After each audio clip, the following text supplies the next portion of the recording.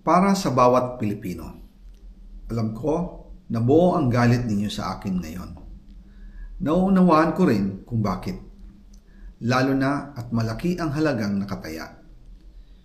Pero bago kayo humusga, hayaan ninyong ipaliwanag ko ang buong katotohanan. Matagal akong hindi nagsalita dahil may direktang utos sa akin. Huwag nang bumalik ng Pilipinas at manahimik na lamang. Umalis ako noong July 19, 2025 para sa aking medical check-up. Nakaplanong bumalik pagkatapos ng SONA ni Pangulo. Pero habang papauwi na ako, tinawagan ako ni dating Speaker Martin Romualdez at sinabihan, "Stay out of the country. You will be well taken care of as instructed by the President." Noon naniniwala pa ako sa kanila, kaya't hindi ako bumalik. Tumikom ang aking bibig, sumunod ako, pero ang hindi ko alam, ang ibig pala nilang sabihin sa aalagaan ka namin ay gagamitin ako bilang panakipbutas sa kanilang kampanya laban sa korupsyon. Ginawa nila akong poster boy ng kanilang sariling kasinungalingan. Ngayon, hindi na ako mananahimik, ilalabas ko ang lahat ng katotohanan. May resibo, may ebidensya, at may pangalan. Nagsimula ito nung tumawag si Sekmina Pangandaman sa akin nung nag-umpisa ang BICAM process last year, 2024. Ang sabi niya, katatapos lang ng meeting nila ni Pangulo at may instructions na mag-insert o magpasok ng 100 billion worth of projects sa BICAM.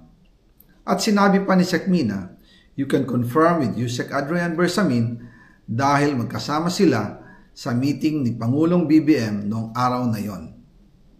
Tinawagan ko po agad si Yusek Adrian Bersamin at tinanong ko kung may instruction nga ba ang Pangulo na magpasok ng 100 billion during their meeting. Ang sabi niya ay totoo nga po. Right after our conversation, tinawagan ko po si dating Speaker Martin Romualdez at nireport ko ang instructions ng Presidente to insert the 100 billion projects. At sinabi niya sa akin, what the President wants, he gets. After ng ilang araw, nag-set po ng meeting si Sekmina Pangandaman at Yusek Adrian Bersamin sa amin ni dating Speaker Martin Romualdez sa Aguado Building in front of Gate 4 ng Malacanang at nandun din po si Yusek Jojo Cadiz. During the meeting, binigay po ni Yusek Adrian Bersamin ang listahan na worth 100 billion. Tinanong ko po si Yusek Adrian kung saan galing ang listahan. Ang sagot niya, galing kay PBBM mismo at binigay niya ito mula sa brown leather bag. Nung sinabi po ni Yusek Adrian Bersamin, yung brown leather bag, naalala ko noong nasa Singapore kami right after the elections of May 2022 sa Hilton Hotel, kami ni dating Speaker Martin and PBBM habang pauwi at pabalik ng Pilipinas, hinabol ng PSG ang brown leather bag at ang sabi ni PBBM, maiwan na lahat, wag lang ang brown leather bag. Kaya naniwala ako na utos talaga ito ng Pangulo.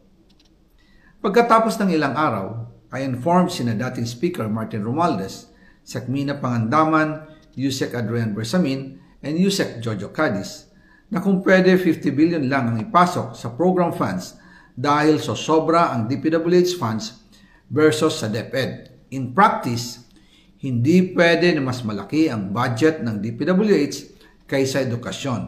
And yung balance na 50 billion, ilagay na lang sa unprogram funds for the 2025 budget. Dahil Office of the President din ang nagre-release ng lahat ng unprogram funds. Pagkatapos ng isang araw, tinawagan ako ni Sekmina at sinabi ang mensahe ng Pangulo. Ipasok ninyo yan dahil pinangako na sa akin ni Speaker Martin yan at hindi na pwedeng baguhin.